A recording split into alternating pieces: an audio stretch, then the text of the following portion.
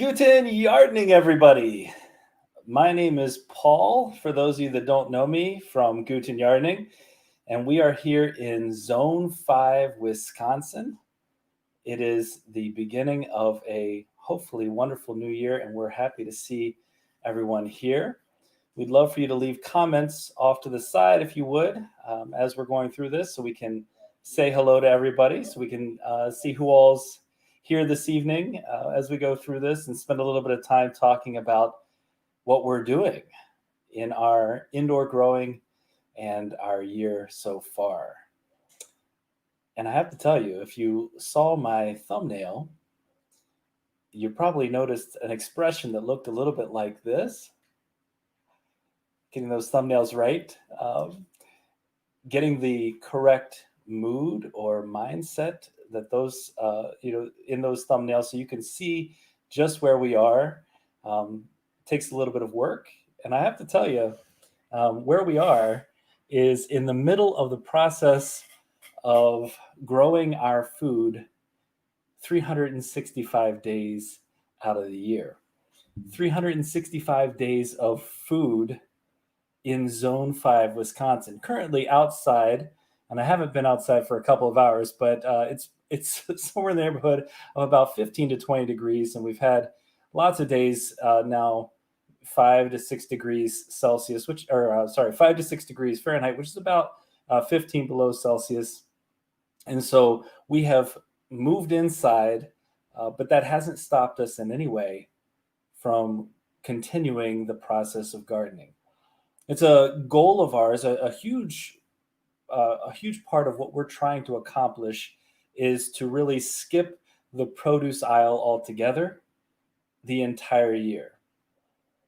And so far, since April, we've been able to do just about that. The only thing we have had to buy from the store in terms of produce are some of our fruits, because we don't yet have that capacity fully.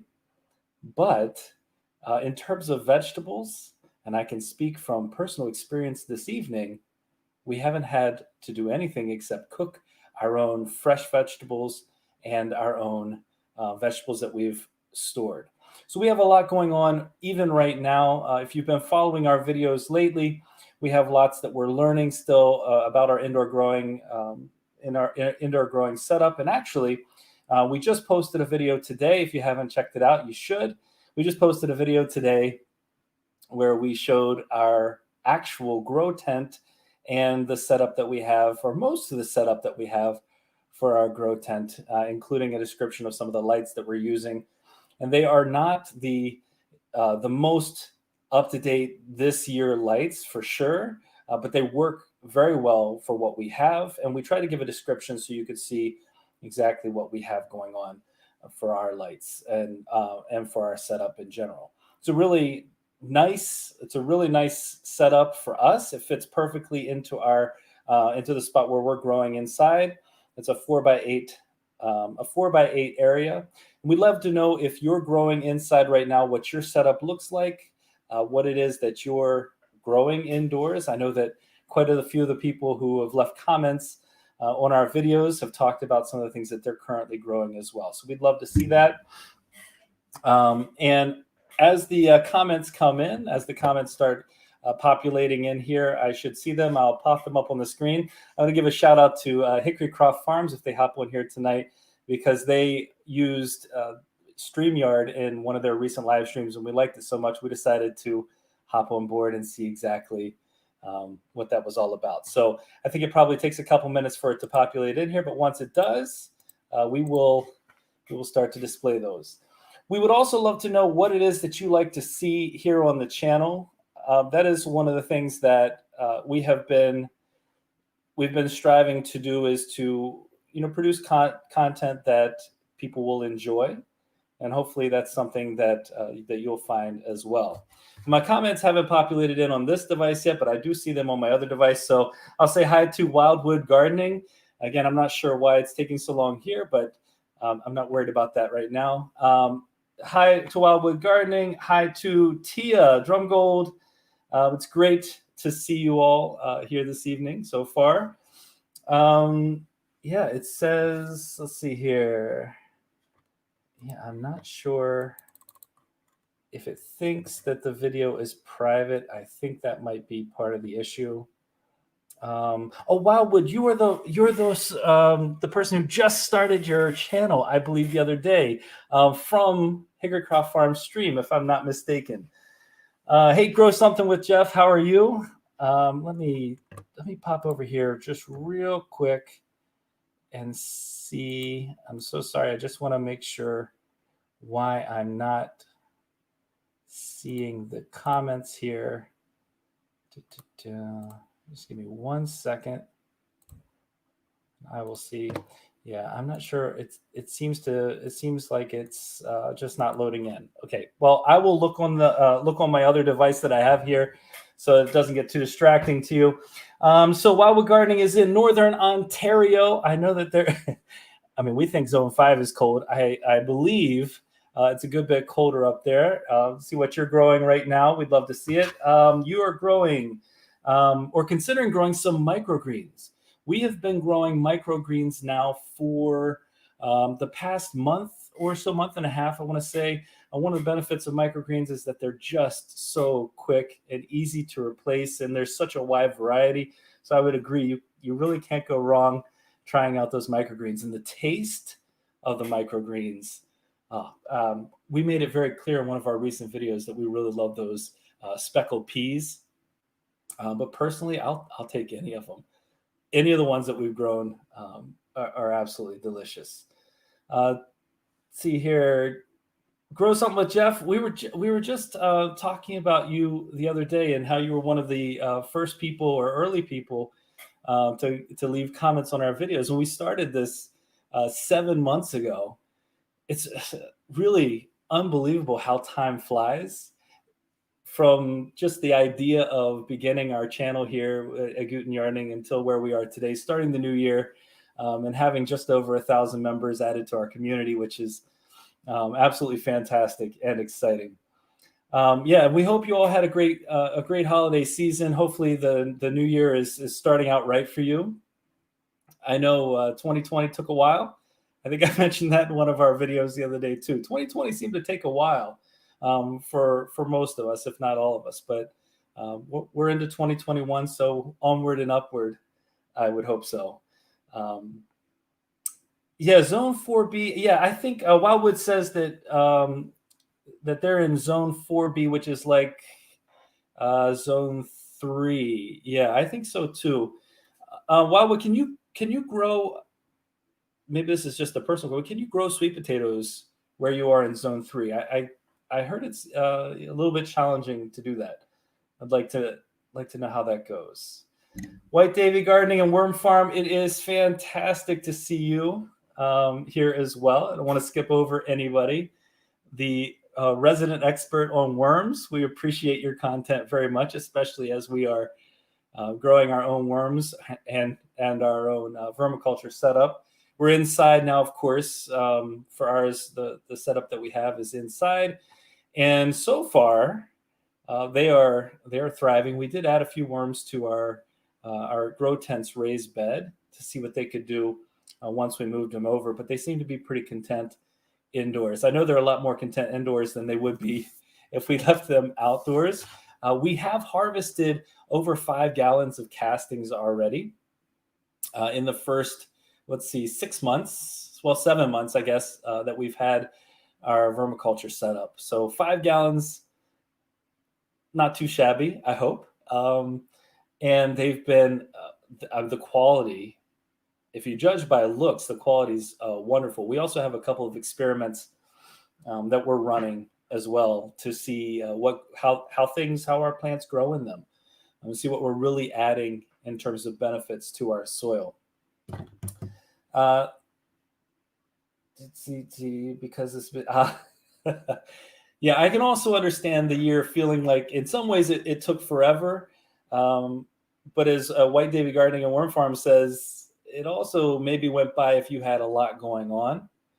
One of my coworkers mentioned the other day that gardening the way we do with that goal of gardening 365 days a year and producing all of our own fresh organic produce is like a full-time job. And in some ways, well, it is. It's almost like a full-time job, and it definitely keeps you busy as you're just taking care of everything indoors and outdoors. I certainly couldn't do it all by myself. There's no no possible way.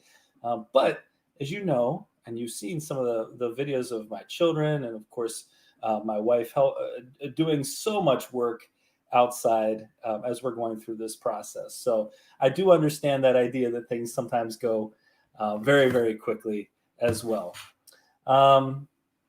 Yeah, Grow Something with Jeff mentions the idea that the time seems to slow down a bit in the winter.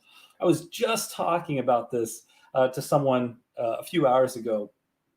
The wintertime has that challenging part of when it's 4:30, at least where we are, when it's 4:30 in the evening, it's dark. And so you add the cold and the inability to be outside a lot. And then you add on top of that the fact that it's dark. Yeah, I mean, it kind of makes things slow down a bit. I guess we're very fortunate that we're actually able to continue our growing inside. Oh, one of the things I was going to ask you, and please leave this in the comments as well. I'd love to know if you have any New Year's gardening resolutions. I mean, I know we don't often people make New Year's resolutions all the time. I completely get that. I don't typically do that, but I'm wondering if you have any New Year's gardening resolutions that you plan to put into effect for the year going forward. I have a list of a couple, and if we get to it here in a little while, I'll show you some of those, or I'll talk to you about some of those. But I have a list of a couple of those New Year's resolutions that for gardening that we have as well. Let's see here. I'm trying to catch up a little bit here in the comments. Again, I'm sorry I can't post them on the screen. I'm not sure why that is a delay here, but we're very fortunate we have the ability to come off here on a different device to see your comments. So let's see here. White Davy Farm says, as an annual, I think I would like to try it again this year in containers. Talking about the sweet potatoes. Yeah, the container sweet potatoes for us this year. I mean, we did both. We did raised beds. We didn't do anything directly in ground because we've not had success with that. Really doing anything in ground. I don't know. The soil here is pretty clay filled, which means it's got plenty of nutrients, but it's just kind of tough for the sweet potatoes to get through and do a good job. But we've done the raised beds and we've done containers. And I would say that our turnout in the containers in terms of our yield per square foot was a little bit higher. So I think that's the way to go. Our black containers outperformed our gray containers. Again, it's the heat. There's a lot going on there. So I think, excuse me, I think where you are, that zone 3 cool weather, the black container, keeping in as much heat as possible would probably be something really useful. White Davy says, thank you. It's probably because I mentioned how great you were with the worms. I'm not sure if that's why you said thank you, but if it is, you're welcome. We do appreciate, again, that content very much. Wildwood has a porch that faces south and is very warm. Yeah, that's great. We've talked about, shielding some of what we're growing in containers from the outside as well. So leaving it outside a little bit longer, but shielding it with our porch, how well that will work.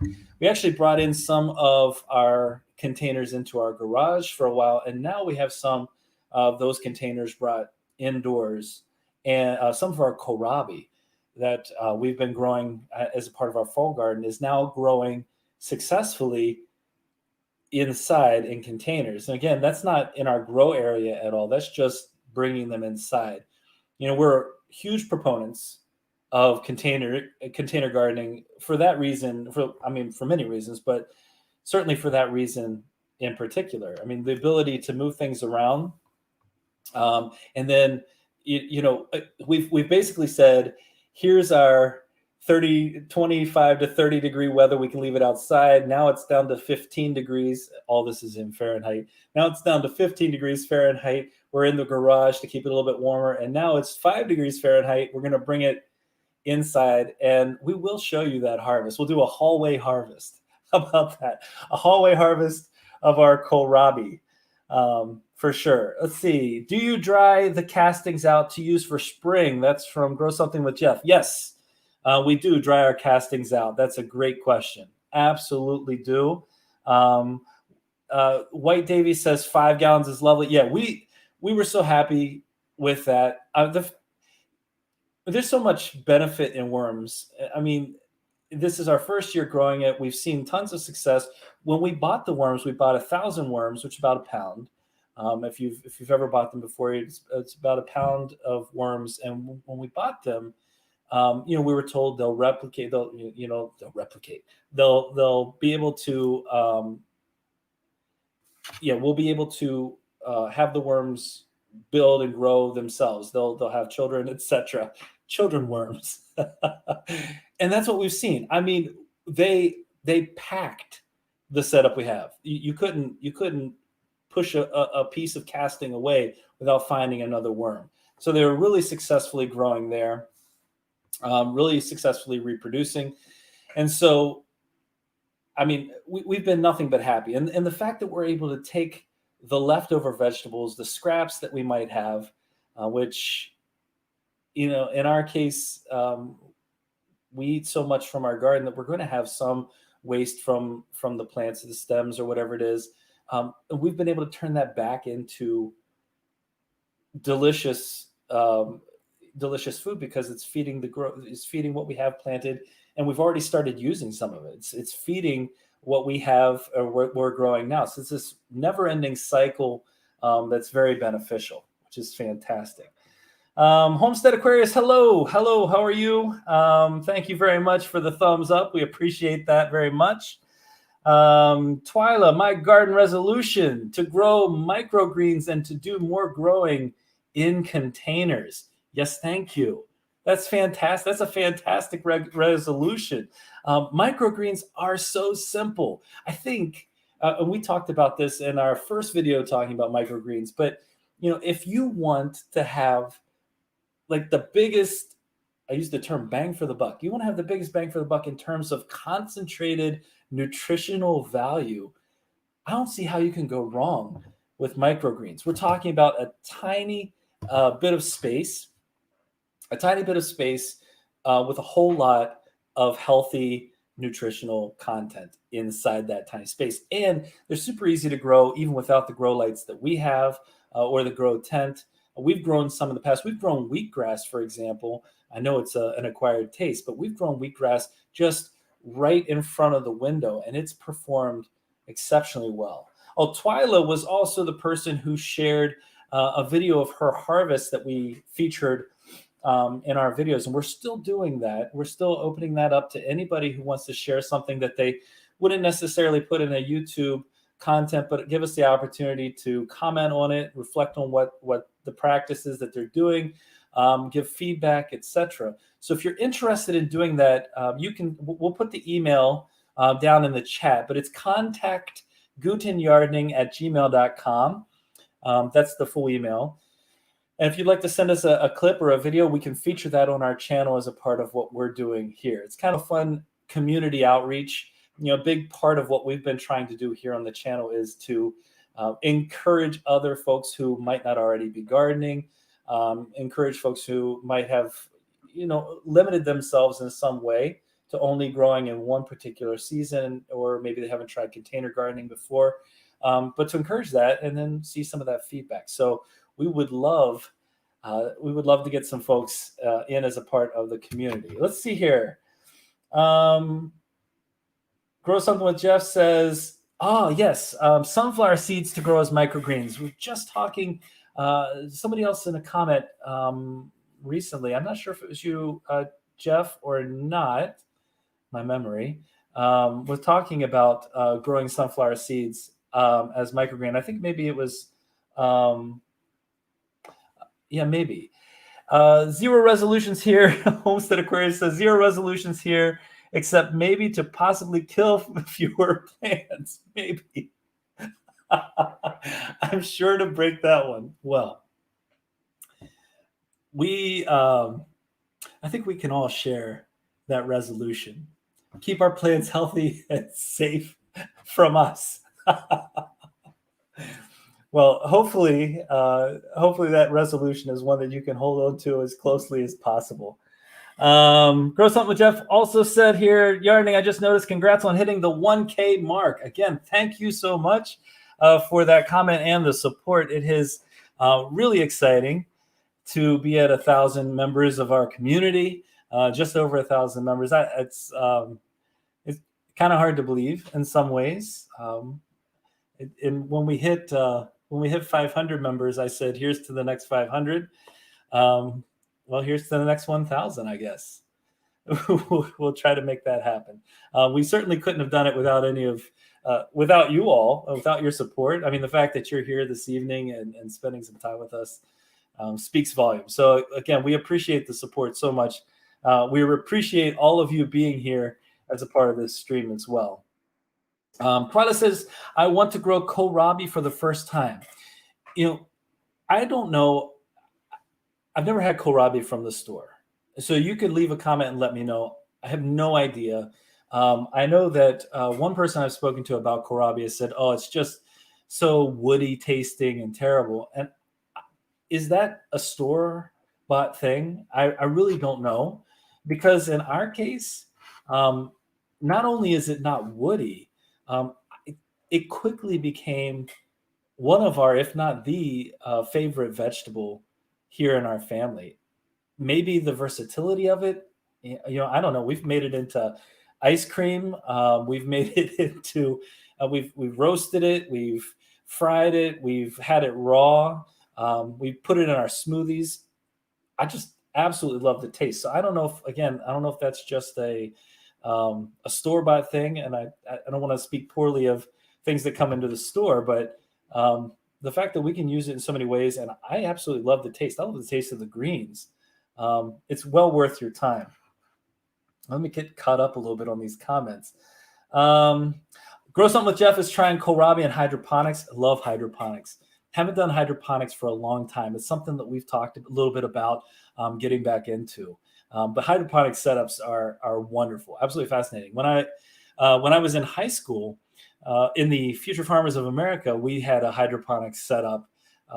We actually ran with tilapia. So we had the tilapia in one tank. Anyway, it was an amazing setup. Really made me interested in hydroponics just in general. So it's something we should look into more. By the way, if you haven't checked out Grow Something with Jeff's channel, you 100% should. We got a lot of great channels on here tonight. Celtic Roots Farm, welcome.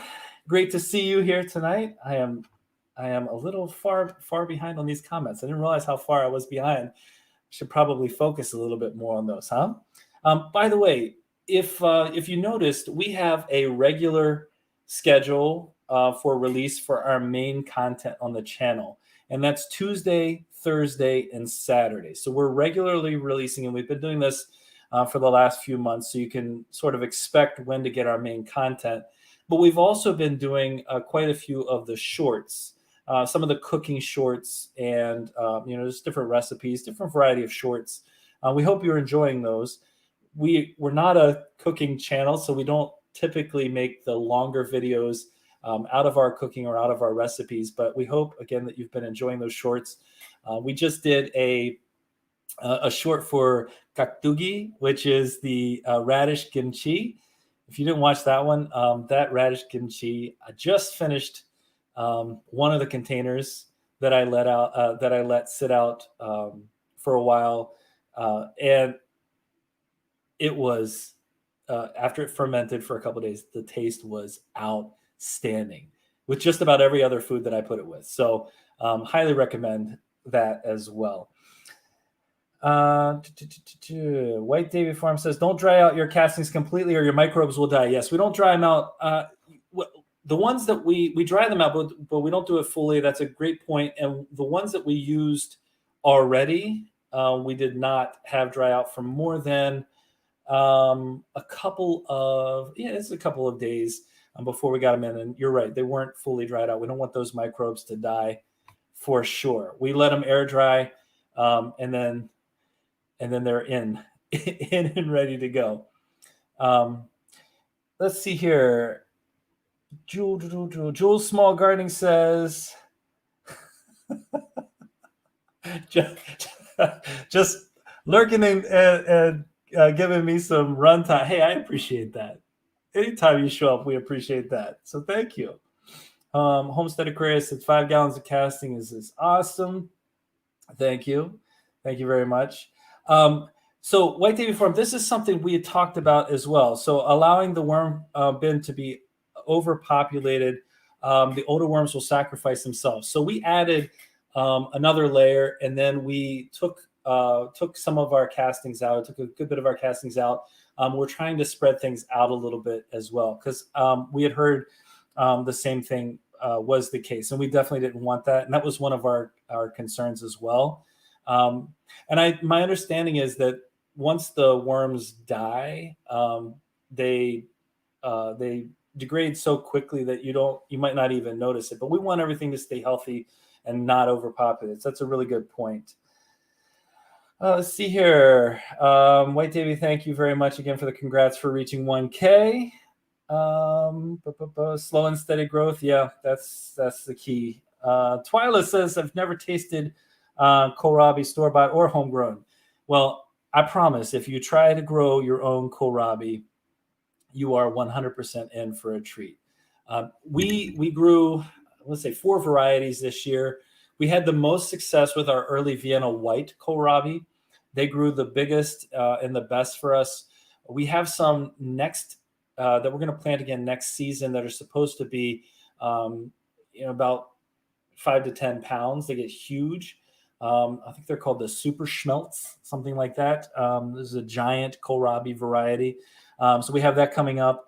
But our early Vienna kohlrabi, most of them ended up being 4 to 5 inches in diameter and not tasting woody at all. And they're really relatively easy to grow. 65 to 75 days till harvest time, depending on how you plant them. We did make the mistake with some of our purple kohlrabi early on and planted them a little bit too close to each other. But realistically, really easy plant to grow. Tons of great green vegetation on them that you can eat as well. So it's one of those plants with the primary harvest, and lots of second harvest potential there as well. Let's see. If you haven't reached out to other people, if you're seeing the chat over here on the side, certainly you should connect and try to connect with each other as a part of this. Look into each other's channels. I want to always encourage that as a part of this. Is one of the best things about being on YouTube, is being a part of this community, watching and learning from the videos of these other folks that are here in the chat. It's so interesting to watch the different methodologies that people bring to the table and the different interests and focal points that folks bring to the table as well. It's always been interesting for us. Let's see, get caught back up with where I was. Patricia Roberts. Hello, Patricia Roberts. You said you caught me on Turf Therapy's channel. Was happy to find someone in your grow zone thriving. Thank you for your videos. Well, thank you for being here, Patricia. Zone 5 is an interesting zone for sure. We've had a lot of planning this year that we hadn't done in years past, and so I think we were able to, I like that word. I think we were able to thrive pretty well in this grow zone this year. And there are always pieces that you can't plan for. I would say we had a really nice stretch of not freezing cold weather this leading into winter that helped us out a little bit this year. But we still made some mistakes that we can learn from. We still have plenty of opportunities for growth as ways to extend our growing season, and extend it 365 days a year with the indoor part as well. I should point out that Homestead Aquarius is a fantastic storyteller, if I haven't pointed that out as well. And so, each person, each of the individuals in these channels that we have in the chat right now brings something unique to the table. Different personalities, and we love that. If you could drop your grow zone, or if you would drop your grow zone into the comments as well, that'd be really interesting for us to see. I know where some of you are, for sure. It's this time of year where I know some of you are experiencing a completely different life than we are. So we'd love to see that too. Let's see. Host at Aquarius says, I knew you would get there to 1K. You make some quality videos, brother. Well, thank you very much. As every single person on here who makes videos knows, I am 100% sure you know this. Editing takes a moment because we want to show the full picture. We want to make sure that you see what's going on, but the perspective is something that's really important as well. Making sure that we're interesting and engaging. And if if you could see what it takes, if you could see what it takes to put in the editing, I'm sure those you all understand that it takes some time, but we appreciate the compliment. We try our best to provide some quality content. Getting caught up some more. Hello, Lori's World. How are you? Great to see you this evening. Lori says she's growing her first kohlrabi this year. It's absolutely wonderful. Again, one of our favorites. Absolutely one of our favorites. Twyla asks, do you recommend growing nasturtiums? Nasturtiums are fantastic. I actually know some people who grow nasturtiums just as a crop there, like a companion planting crop. We love nasturtiums. We haven't grown them. If you don't know what a nasturtium is, it's got that edible flower on it. To me, it tastes a lot like radish as well. But yeah, I think it's a great plant to put in the ground. 100%. Yeah, it's something you should definitely try. Would recommend. 10 out of 10 would recommend. Yes, Lori's World, you can definitely eat the greens too. Just similar to broccoli leaf. I think that's how I would compare the taste for those. And we eat them the same way. Celtic Roots Farm is going to try kohlrabi this year as well. You should. 100%. Again, we had never eaten it until this year, and now we can't stop. And now we can't stop experimenting with it because it's not that really strong flavor. It doesn't have that really intense flavor.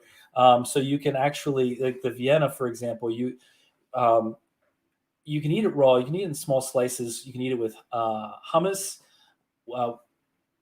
If I could count the number of ways that we tried to eat it out. But the Vienna, the early Vienna grows really quickly. For us anyway, it was the fastest growing. It grew far faster than our purple kohlrabi. Our purple kohlrabi has done okay, but it definitely hasn't grown to the same scale. I don't know if anyone in here has grown the purple before, if you've seen a difference. But there's definitely, for us, the early Vienna is the way to go if you want a nice, quick grow. And you can see the ones that we still have are Hull Harvest. The ones that we still have are all in that 3 to 4 inch diameter. And those were started for our fall garden. So they grew pretty well as well. In terms of cooking it, tons of varieties of ways.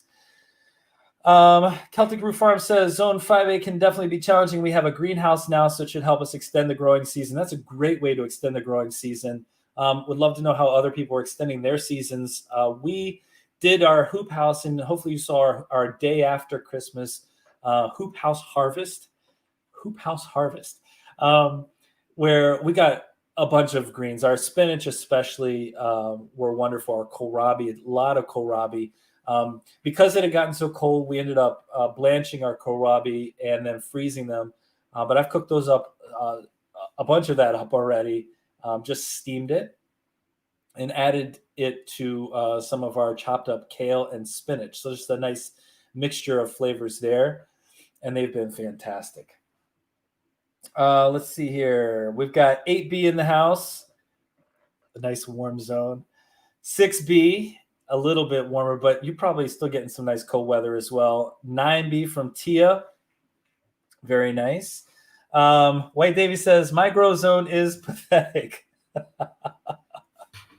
My grow zone is pathetic. 3B with 3 months growing time. We have to start most plants indoors to be able to have a good harvest. That has to be especially difficult given where you're from, if I'm not mistaken. Probably a vastly different experience before you move there. That's just my guess. Jewel Small Gardening says hello, Lori's World. Very nice. It is cold today, rainy and windy where you are, Lori's World. It's if we got rain, I'd be amazed. We've got about 4 inches of snow outside right now. It's not new fallen snow. It fell a couple of days ago. We're going to show you how we're going to use winter in an upcoming video, though. So you guys stay tuned for that video. That should be released here in a few days. But how we're going to take advantage of what happens in the wintertime with some of that snow. Let's see here. Patricia Roberts says, "Cool beans." I love that phrase. "I just got a grow tent for Christmas and will have the opportunity to grow a bit inside. I'm planning to do a bit of hydroponics and microgreens too. 5B Chicagoland." So just a couple hours from us, Patricia. What kind of grow tent did you get for Christmas? I'd love to know more about that, Patricia. Go Green with Jothy says, "Good presentation and clarification. Thank you so much. We appreciate that." Yes, I would agree. Grow something with Jeff. A very mild radish taste to the nasturtium. It's definitely not as strong. It doesn't have that bite or that pepperish feel to it. I would agree. It's really delicious on salads. Again, it's a beautiful flower. Beautiful flower. You can eat any part of it that you want, but it has that nice mild radish taste. I like that. Homestead Aquarius, thank you so much for stopping in. We really appreciate that. I know I'm behind in the chat just a little bit.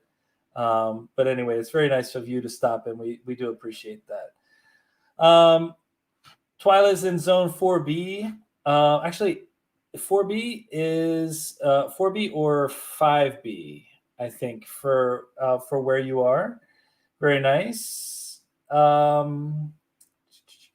And Celtic Roots Farm says, "I love hummus with any vegetable." I do too. So we grew some chickpeas this year for the first time ever. Had never tried. We just took some organic chickpeas that we had bought at the store, soaked them for a while, let them sprout, and put them into our compost garden. By the way, we do intentionally garden. If you haven't seen any of our earlier videos from earlier in the summer, we intentionally do compost gardening. We plant directly into our unfinished compost.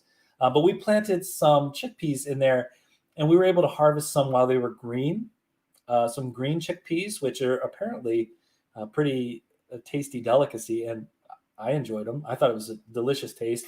And we also were able to harvest some later on. So it was an interesting experience and experiment as well.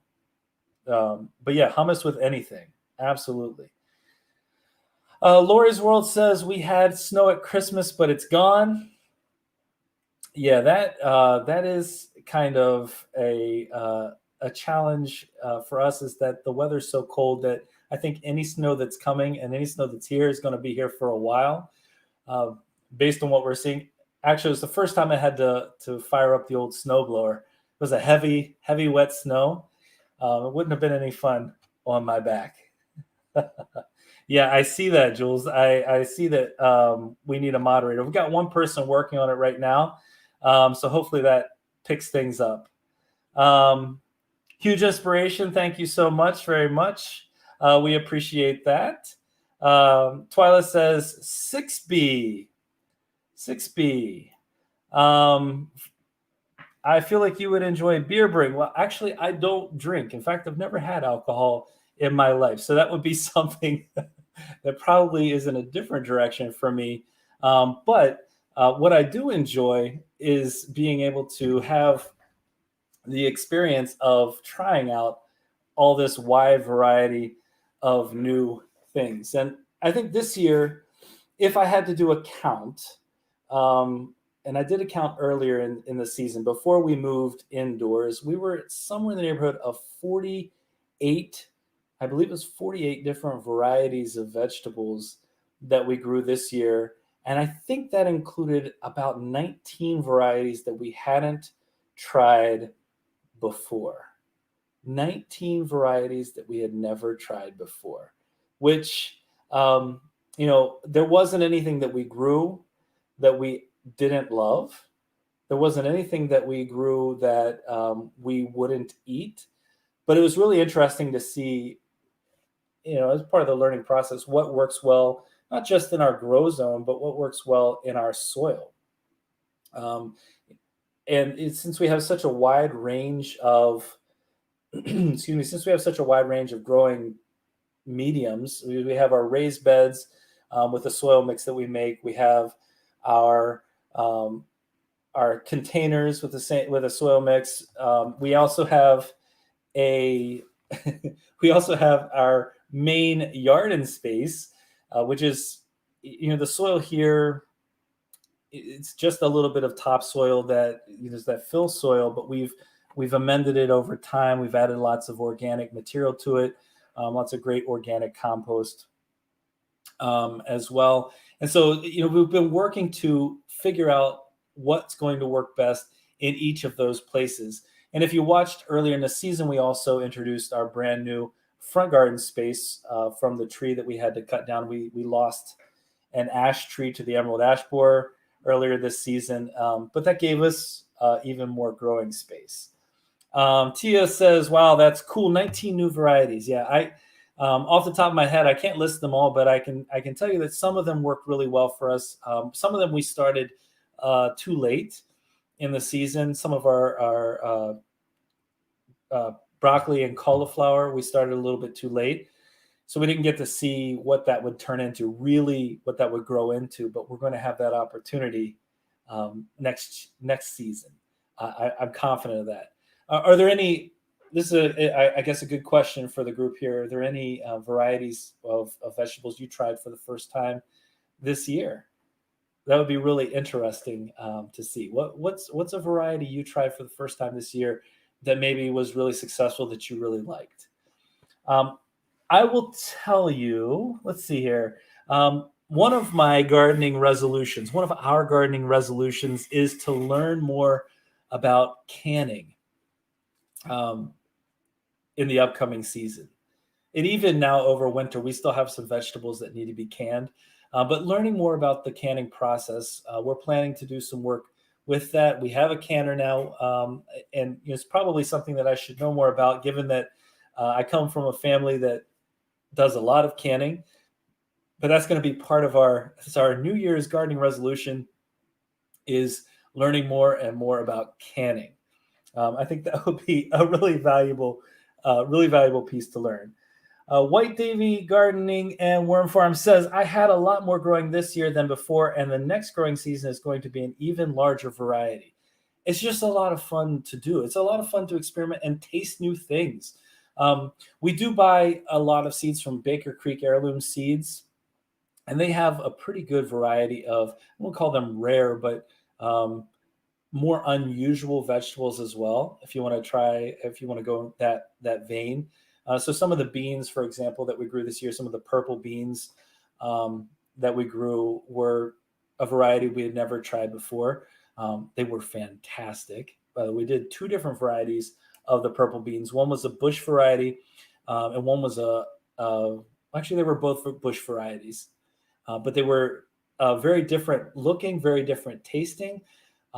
Also learned this year that when you steam the purple beans, they turn green. Who knew? I didn't know. I'm sure many of you know that already, but I didn't know.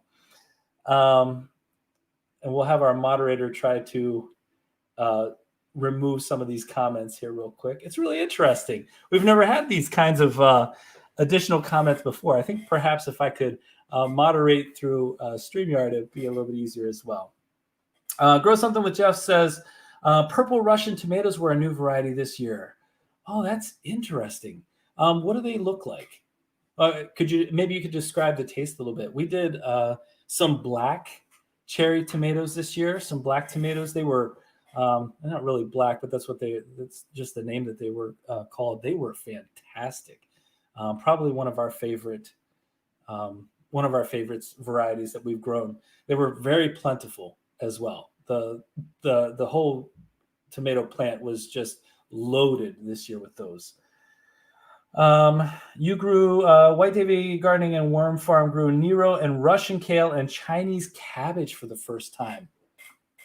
Was that the white Russian kale or the red Russian kale? We've found that for whatever reason, the red Russian kale grows like crazy on our property.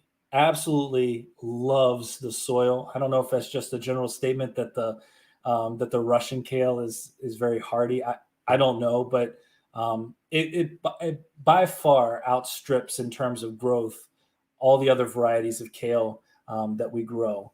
Haven't grown Nero that I know of, and Chinese cabbage sounds really good.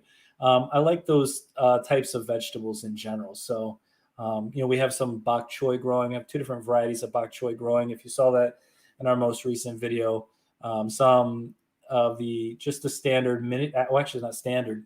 It's a dwarf variety, like a mini bok choy. And it's also, we also have the purple lady bok choy. But our kale was part of our smoothie garden, and we were harvesting from that kale, from April, May, all the way up to 2 weeks ago. And there's still kale outside. It's just covered and insulated by the snow right now. So, I mean, there's still kale coming in. It's fascinating how amazingly durable and long lasting that kale is. I mean, it's still standing out there. It's impressive. It really is impressive. Grow Something with Jeff says, I canned more this year than ever before. Well, that's one of our goals. We've got to figure out the canning piece. I grew up on a lot of canned vegetables for sure. And canned vegetables are, to be able to preserve something for years plus is an invaluable skill. So more that we have to learn. Tia says, I started collecting the materials. We did too. So we have a new canner. We haven't unboxed it yet. We haven't. We're gonna do a video where we show you some of our new supplies. We're pretty excited about. But we started collecting the supplies to make sure we're in good shape. I know there was that canning shortage, or like the jars and the lids, and a shortage all around. So we haven't suffered as much from that shortage in this area, fortunately. But it's, I guess, very similar to the seeds shortage that was happening, and one of the reasons why we try to plan ahead and buy seeds a bit ahead, so we don't have to worry about some of those shortages as they happen. Let's see here. Grow Something with Jeff says, sweet with a lower acidity. They are a plum-shaped tomato. I like the sweet tomatoes. Anything that I can eat directly off the vine outside, that's spot on for me. We talk about, in the case of my wife and my oldest daughter especially, our grapes that we grow don't make it inside. Well, for me, it's the cherry tomatoes. That's always going to be always going to be the vegetable, my personal favorite. Always. You can get out there and just pick them off and eat them. That's my garden candy. Always going to be that way. White Davy Gardening and Worm Farm says, the red, I accidentally got some seeds, excuse me, in my Chinese cabbage that I bought. I didn't know what it was and decided to let it stay. Later, I was told what it was. Hey, that happens. Actually, in our grow bed, in our indoor gardening setup here in our grow bed, I just found a few extraneous things growing the other day, and I realized that I had dropped a couple of seeds as I was planting them somewhere else. So we're planting on top, dropped a couple seeds, and things happen. You get surprise plants. Not always a bad thing, especially when they're delicious. Let's see here. Grow Something with Jeff says, quite prolific. Everyone loved them. Have you grown the Sweet 100 cherry tomatoes? Yes, we did. We did grow them this year. They were really good. Actually, we had I think we had 10 different varieties of tomatoes that we planted this year, and that was one that we absolutely loved. And we grow more cherry tomatoes, to be honest. We grow more cherry tomatoes than any other variety, cherry and grape tomatoes, primarily because they're just so easy to store for us. And I know you can can them. You can can tomatoes. You can There's so many methods of preserving them, but we typically just take the cherry tomatoes and flash freeze them. We we saved all the seeds, not all the seeds. We saved a lot of seeds from each of those varieties. And I know the heirloom varieties are the ones that you typically want to save seeds from because they'll grow back as the same plant, etc. But we save seeds from all the varieties, and most of them are heirloom or are fine to save seeds from, and would save them anyway. We probably, I don't know. At the end of the season, we probably still had several hundred cherry tomatoes that were all green still on the plant. And this year, for the first time, we took them inside. We put them in a box, just covered them up.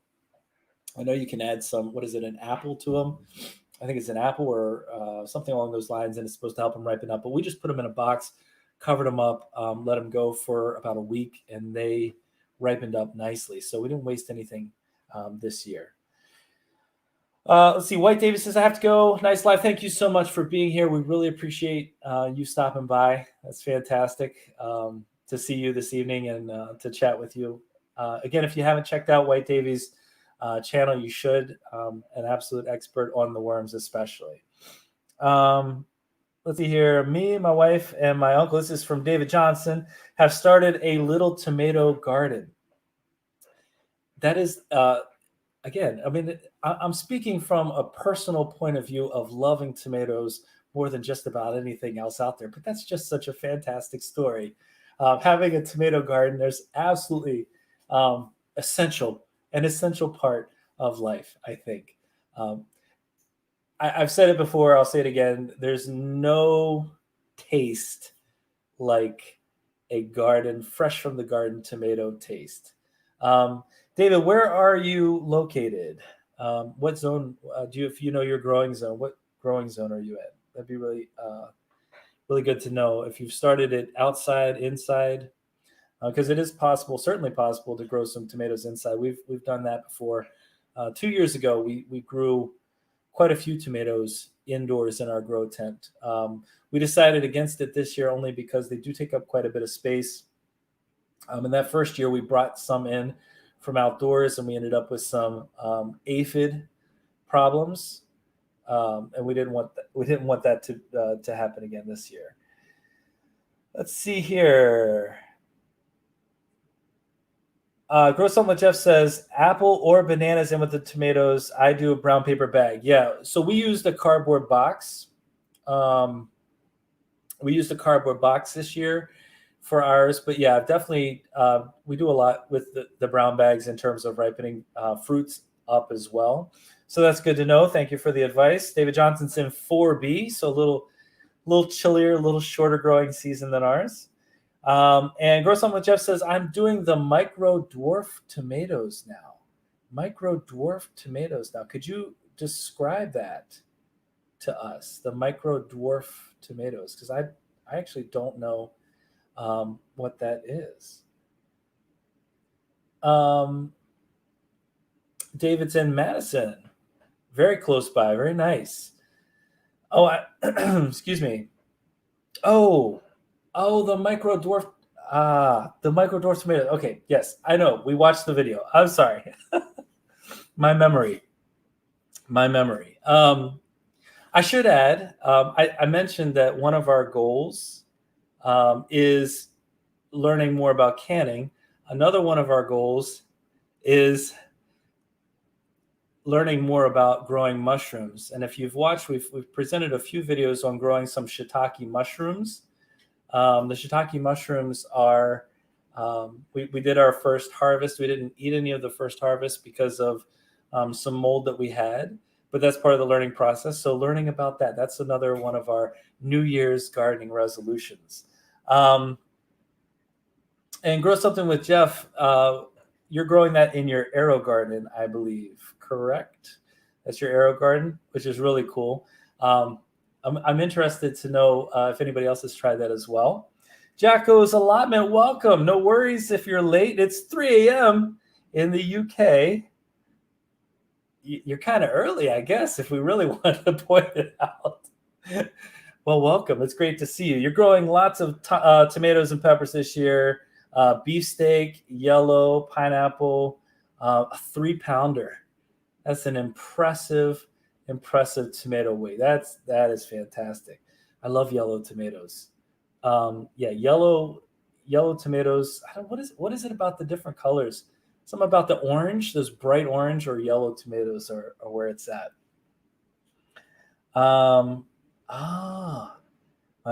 David says, my uncle recently died, so we're growing him a tomato to put by his grave. He loved tomatoes, taught me everything I know about tomatoes. That is wonderful. That's a fantastic means of remembering somebody. That's truly special. I appreciate that. Hickorycroft Farm says, we're late, but we made it. Well, hello, Hickorycroft Farm. Welcome. It's so good to see you this evening. Don't worry about being late. Don't worry about being late at all. It's just great to have you here. Grow Something with Jeff says, one in the aero garden and one in the soil. Okay, I see. We've looked at the aero garden. We like the aero garden, and we have some interest in there. What are your thoughts on it so far? Maybe other people in the live here have never tried it, maybe never heard of it. So we'd love to see what your thoughts are.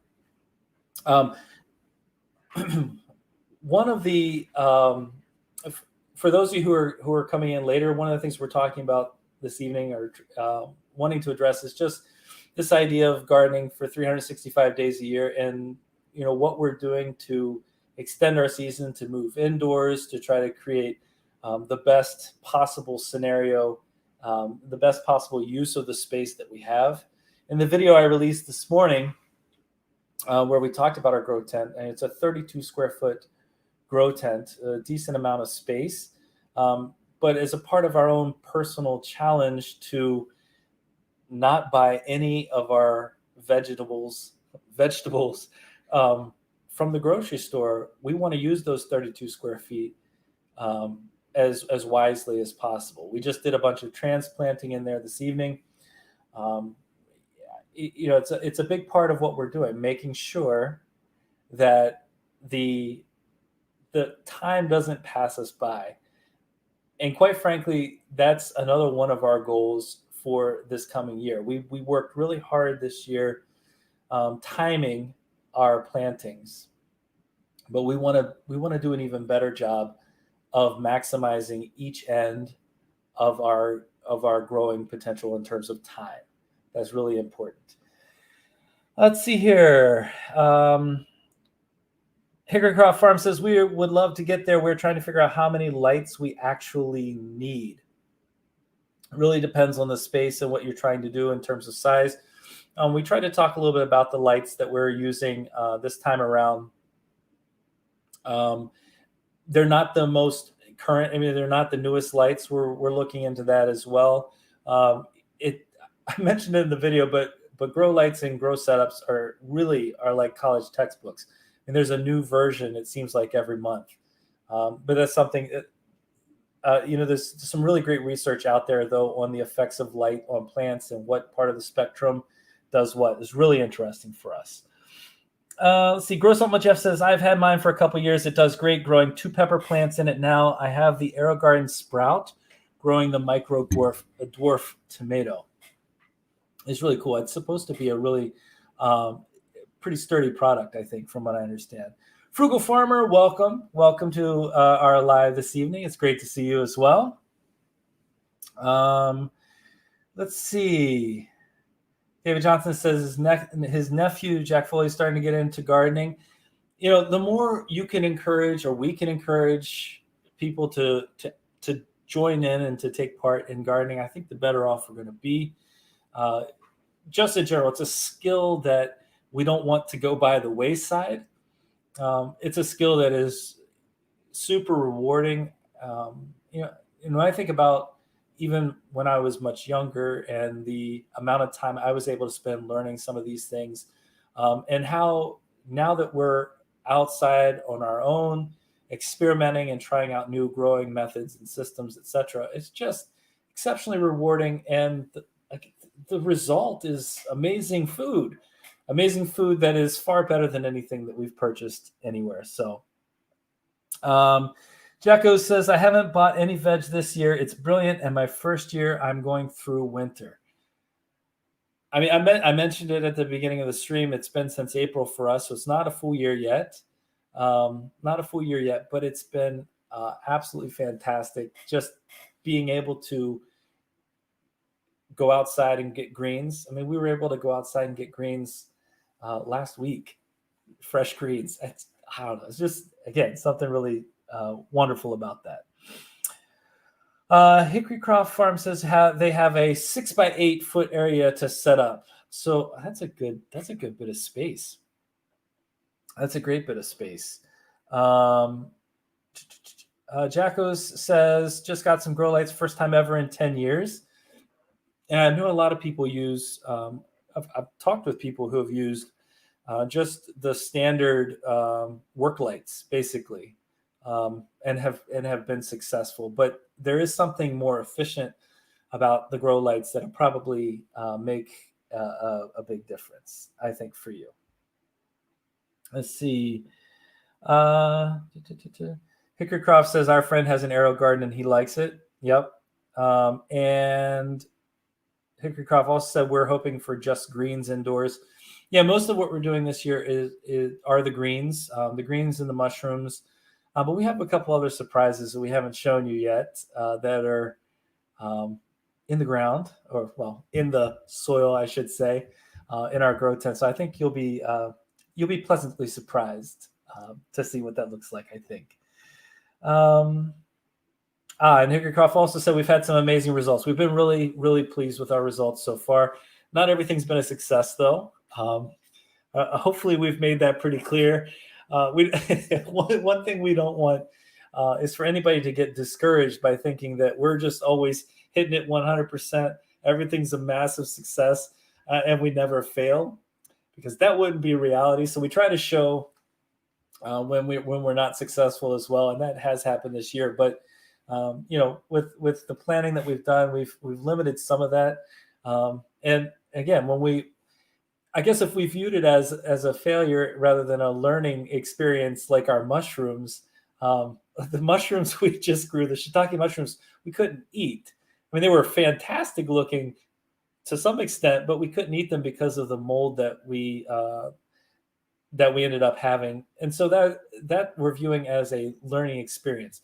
Our cucumber this year was miserable. I think we got 3 cucumbers out of our whole garden.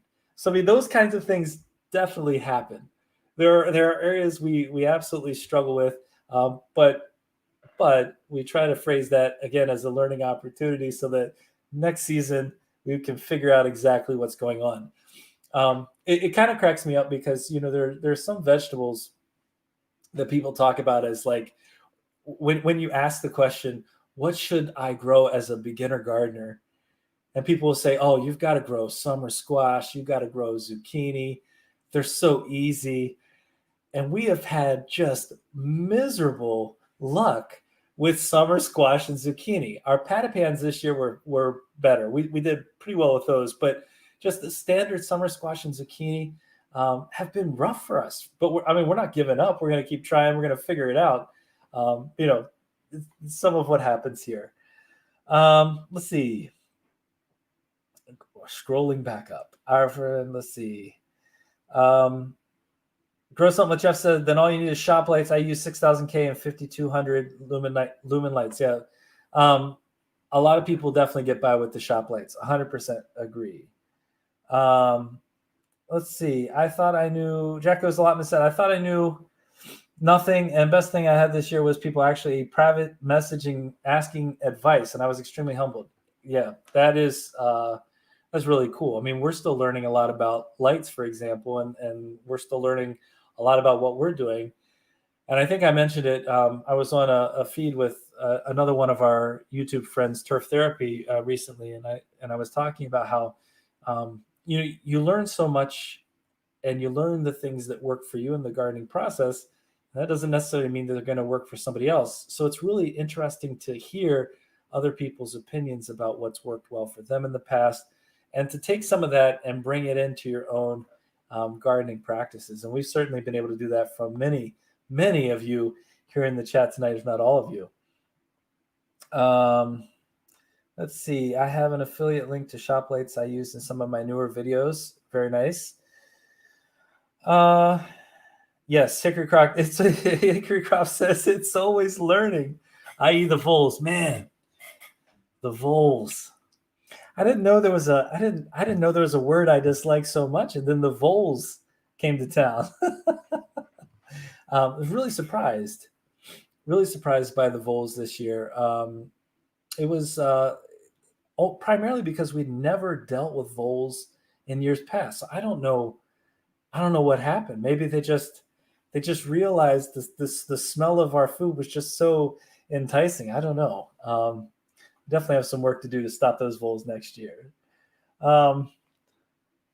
Jacko says, I always show my failures as well. My carrots are useless. I gotta tell you, some of my favorite pictures that people post in the gardening groups on Facebook are those little tiny carrots that they harvest after 60, 80 days, 80, 90 days in the ground. They have these little tiny carrots. We have our share of those smaller carrots as well. They don't always turn out to be all that they can be. I guess I would say. Let's see. I am Grow Something with Jeff says I'm failing tremendously right now in my indoor garden. Hey, again, there's always time to plant some microgreens. Get those going in there real quick. And Wildwood Gardening says my internet is finally back. Oh, I've thought about that. I've had the internet drop a couple times. Actually, a couple times during the day today. And you sit there thinking, boy, I hope that doesn't happen when I'm actually streaming live, huh? Jacko's Allotment says, biggest issue I had. Oh, Twyla says she has to run. Thank you so much, Twyla. Have a wonderful evening. Jacko's Allotment says, biggest issue I've had was seed companies mixing up squash seeds. That was very funny watching my videos from around June. Very funny. Oh, now that's, unexpectedly difficult. Hopefully the end result was still something delicious. I don't know. Let's see. There we go. Jacko's Allotment says, square foot gardening was my biggest one. I relearned my salad crops were brilliant. I fed the entire street. Oh, that's fantastic. We did some work with square foot gardening. We purchased earlier in the season, we purchased a seeding square. We actually did, we had a few videos that featured the seeding square this time around. That, it's a 1 foot square that provides various planting spacing. There's a chart with it that helps you with seeding depth, etc. And we found it worked fantastically well. We didn't have to do any thinning out. We planted our carrots that way. We planted radishes, turnips that way, and we didn't have to do any kind of thinning out. It was really helpful. Made a huge difference for us as well. Hickory Cross says they can be tenacious little rodents. I'm sure they probably appreciate that that tenacious word. Yeah, they can be. You're not kidding. Grow Something with Jeff says, I've seen people putting screening under the raised beds. Yes, we've talked about doing something similar to that as well. Yep, seen the same thing in order to keep them out. Celtic Roots Farm said I started with the square foot garden method as well. It's been it's really interesting to see, especially when you have like us, you have such a small space. You want to use every single square foot as effectively as possible. So it's very helpful for sure. Let's see. Hickorycroft says you could have a population explosion going on around your place too with the voles. They tend to run in cycles. Oh, now that's interesting. I didn't know that. We looked into voles a little bit, but didn't look into it that far in terms of understanding that piece. That makes sense, though. I wonder if rabbits have the same tendencies. Excuse me. We had a bunch of rabbits this year as well. I mean, we've always had some rabbits in this area, but we had far more this time around for sure. Let's see here. Microgreens is the answer to all of our problems. That's correct, Jacko Salava. That is correct. It's all about the microgreens. Well, I don't know if it answers all the problems, but it's certainly a quick and delicious way to get some nice nutrients in there. It's been good for us anyway so far. Wildwood Gardening says, I failed this summer. Excuse me. Wildwood Gardening says, I failed this summer at growing peppers and carrots. I learned that they did not enjoy being in the same bed as my tomatoes. The tomatoes went wild and overtook everything. Yeah, most of the tomato plants that we buy are indeterminate. The ones that are for sale around here anyway are mostly indeterminate. And so they're going to go crazy no matter what. And so that spacing issue around them can be a bit challenging. We had a pretty good amount of success with our peppers and carrots, especially later in the season with the peppers. But we also grew some jalapenos for the first time ever. And we're not really a family that eats a lot of hot peppers. I think I'm the only person in the family that enjoys spicy food per se. But it was really exciting, fun experience to try those for the first time. Let's see here. By the way, our property is right up. We abut the wetlands right behind it. So there's a pretty big limit to where we can grow. There's a backdrop that just cannot be moved into as well. So it's something to keep in mind when we talk about the amount of footage that we have here, or like square footage that we have to plant in. Hickorycroft says, we think we need to do the square foot gardening for greens and smaller, faster growing vegetables. And the seeding square is really cool. Yeah, it's not that expensive. It's a great investment. Would really recommend it.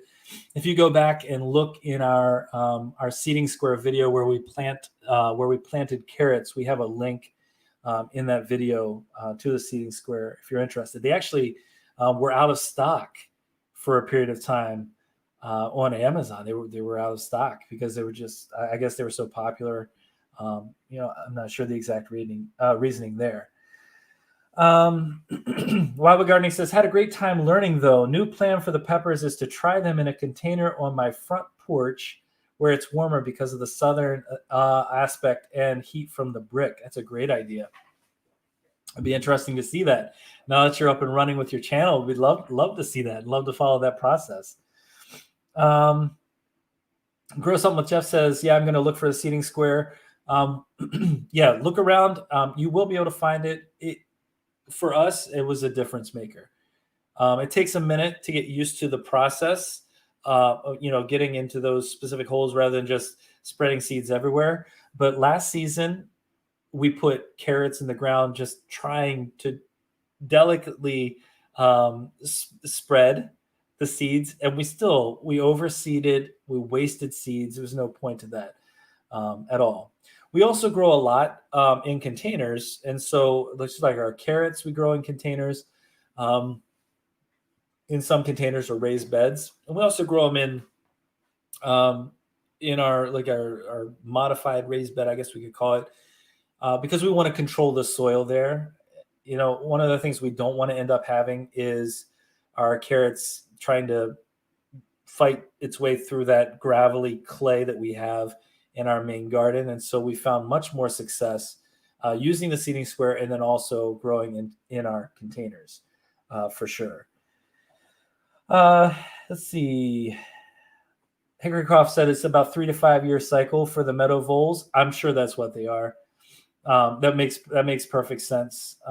We'll see how that goes. Let's see. Grow Something with Jeff says, this is in response to Wildwood Gardening. Try to use at least 4 or 5 gallon buckets. Check local bakeries for free buckets. Sure.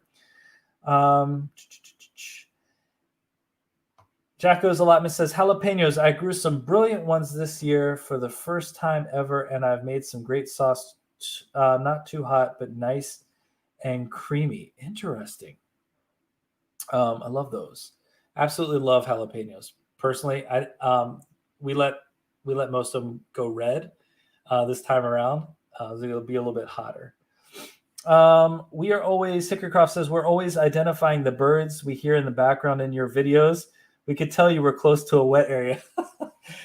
Well, the birds helped us out a bunch this year, in my opinion. The birds were wonderful this year, because, well, they did eat a little bit of our fruit. That's true, but it's not the most important thing they did. They also helped us with our Japanese beetle population. The beetles were not nearly as bad this year as they've been in years past. So there are probably multiple reasons for that. But we did the birds this year, we kept them around a lot better than we have in years past, and they helped us out with that. Wildwood, you should definitely make a video of that. Anything that you can show us, anything that you can really follow the process of is going to be of interest, I'm sure. Hickorycroft says we have actually never had good luck with jalapeno peppers. No problem with other hot peppers like black Hungarian pepper. Well, jalapeno is the only hot pepper that we've grown. The only hot pepper that we've grown at all. And beyond that, we have mostly just frying peppers. The yellow, red peppers, whatever. Just the sweeter peppers in general. All right. Well, I am going to. Oh yes, Grow Something with Jeff. I will point this out, that Wildwood just started the channel very recently. That's why there's only a few videos. I know it's getting a little bit late here. I want to say thank you very much to everyone who was in the chat, everyone who showed up here tonight. We do appreciate that very much. It's been a fantastic time spent with you. Again, our goal overall here is growing and gardening 365 days a year. And on top of that, not having to buy any produce from the store. If we can accomplish that, then I think as a personal, from a personal point of view, from our family's point of view, then we'll have accomplished something pretty special. We appreciate every single one of your support. We're so thankful you all came out tonight. We're going to plan to do a regular Saturday evening live stream at 8 p.m. So you should see that scheduled in the future if this time works for everyone. There don't tend to be, I think, as many live streams out here on Saturdays. So that's going to be where we're at in the future. We appreciate, again, everyone coming out tonight. And of course, as we end up, and as we should end up, we just want to remind you all that when you're with us, you are good to grow. Have a great evening, everyone. Thank you so much. Enjoy yourselves. Stay safe out there.